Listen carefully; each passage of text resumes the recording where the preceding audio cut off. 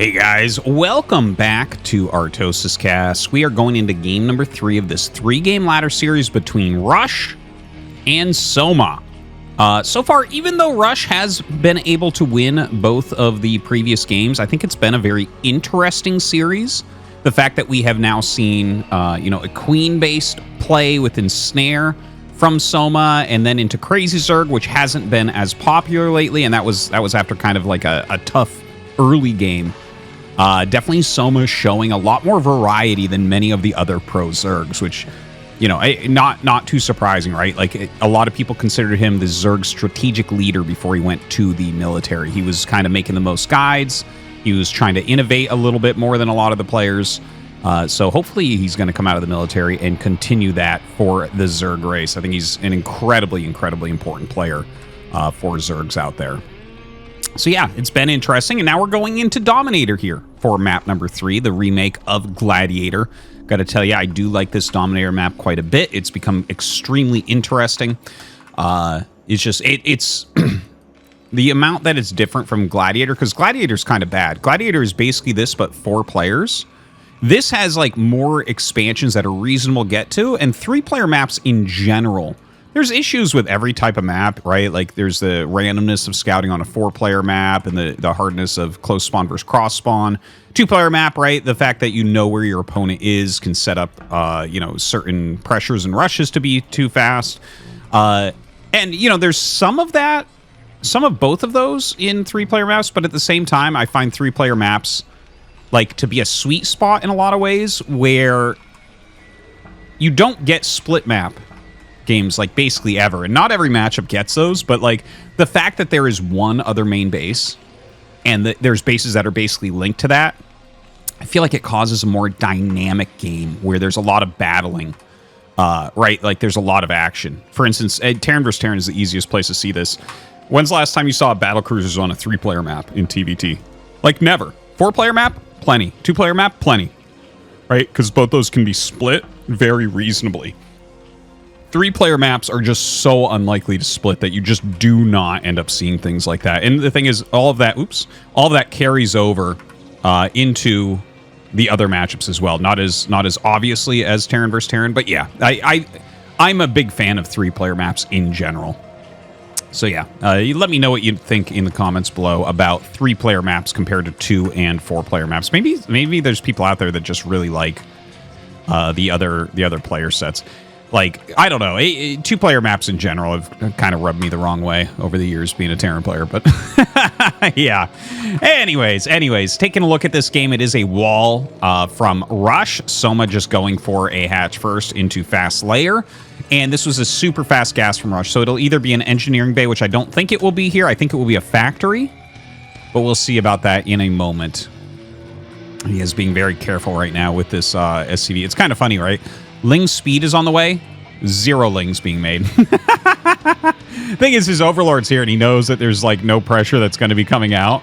So why make the Lings now? Just make them later. Who cares? The SCV's there, whatever. Let's optimize the build with 1 more drone. I like that type of play. Because, like, if you make 4 Lings, you're more likely to kill the SCV. If you make 2, he's going to keep it alive for a super long time. If you get that extra drone, like, that actually does significantly improve your economy, right? Like, Zergs oftentimes go up to 1 drone per patch. You're going to get there faster. You're going to have that extra mining. It's going to be pretty awesome. Now, he starts to move out with 4 Marines because he's sick of Lings not being made. But the Overlord sees it, and look, he immediately just starts making some Zerglings over here, right? And, like, once the SCV sees, like, 6 to 8 Lings pop out, he will turn the Marines around. But right now, he just sees 2. So, see, he's diving back in here. Okay, now he sees 4. This is borderline now, because if 2 more come out, then his Marines are likely to get overwhelmed. And yeah, he's going to go ahead and turn around. See, this is exactly the types of plays that you want to see. Some very, very high-level stuff. And in fact, SoMa was so sure of himself, he didn't make any more Lings. If those 4 Marines actually attack, that's like a sick gamble, right? Because you're going to probably lose all 4. Because with the speed upgrade, okay, 4 Lings versus 4 Marines. If you micro the Marines right, you're going to crush the 4 Lings. And if there's 6 Lings, they're going to kind of get crushed. So the fact that SoMa stops making Lings is like calling out the fact that he knows that Rush is good enough to turn around. Isn't that funny?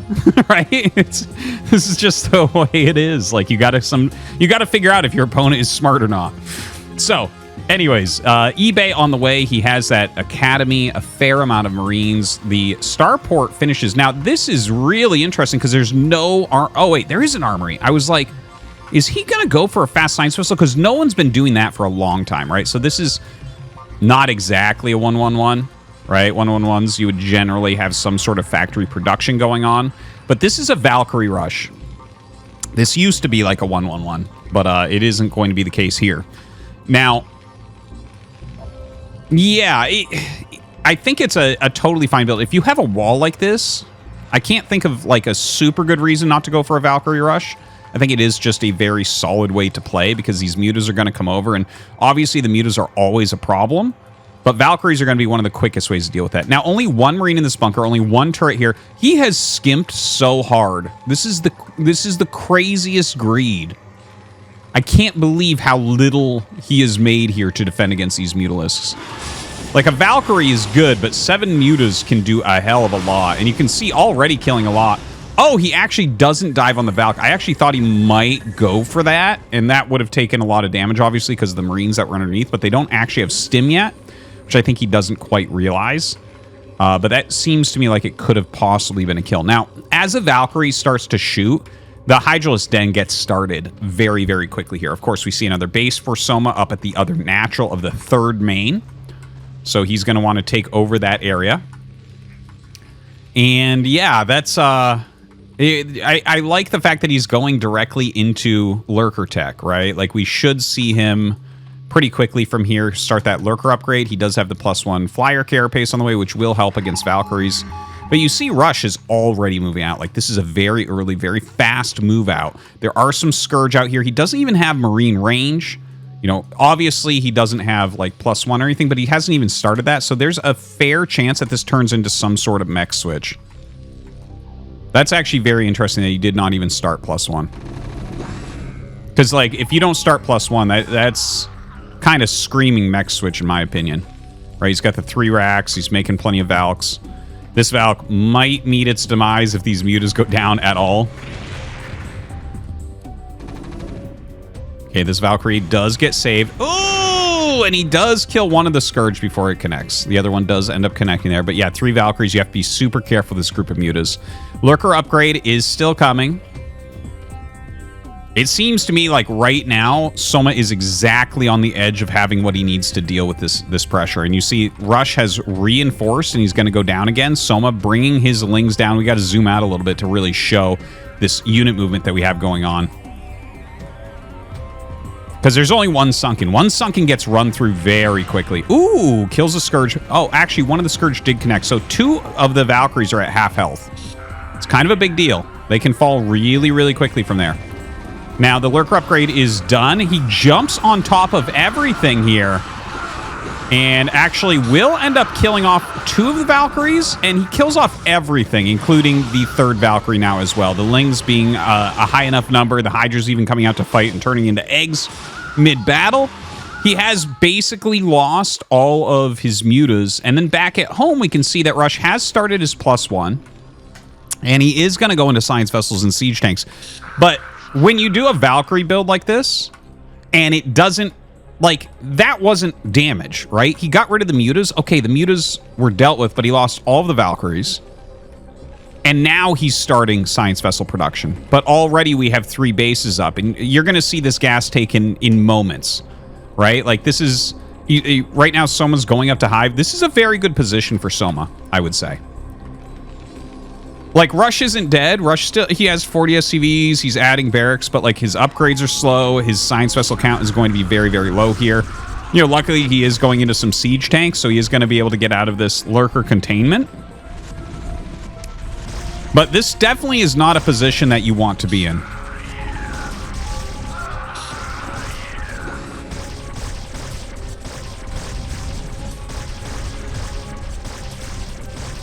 So right now, I like the fact that SoMa's up here putting on this pressure and knocking down these depots. You can see that he definitely is in control of this game. He has that third gas up, by the way, as mentioned previously.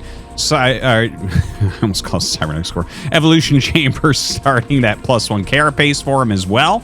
And honestly, +1 is not even done here for Rush. So yeah, this particular game, I really, really do like this position for SoMa. I feel like all he has to do here is slow this a little bit, because he's got Adrenal on the way. He's got the Defiler Mound coming up. This is not a super strong army. He's actually going to run up and see if he can get some hits. Maybe aggro this army into him. Okay, Siege is up, so SoMa has to run from there. Actually, doesn't even take 1 Siege Tank volley, so that's pretty big. It takes 3 Siege Tank in Siege mode hits to kill a Lurker, so you really want to avoid that.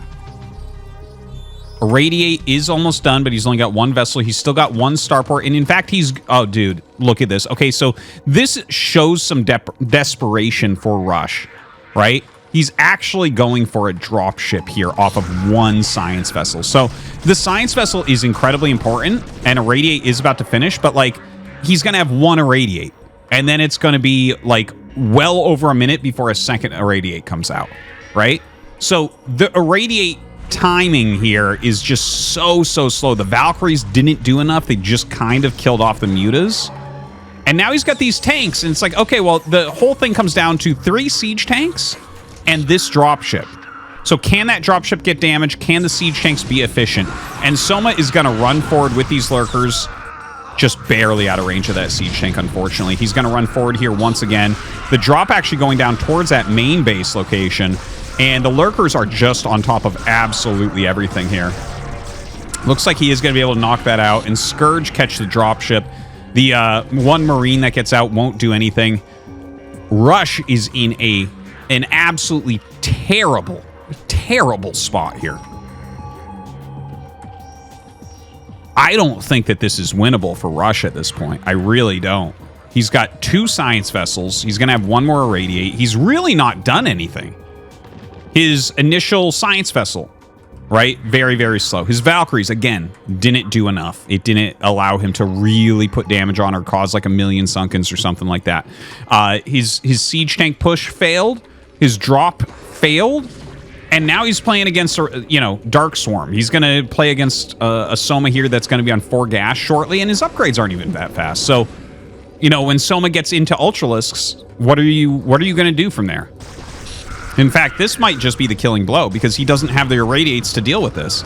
You need to keep something like this zoned out. When you play something like the Valkyrie build, you do need to get out there and actually get some sort of damage with it, right? It's not a long-term play. GG is called. SoMa crushes this game.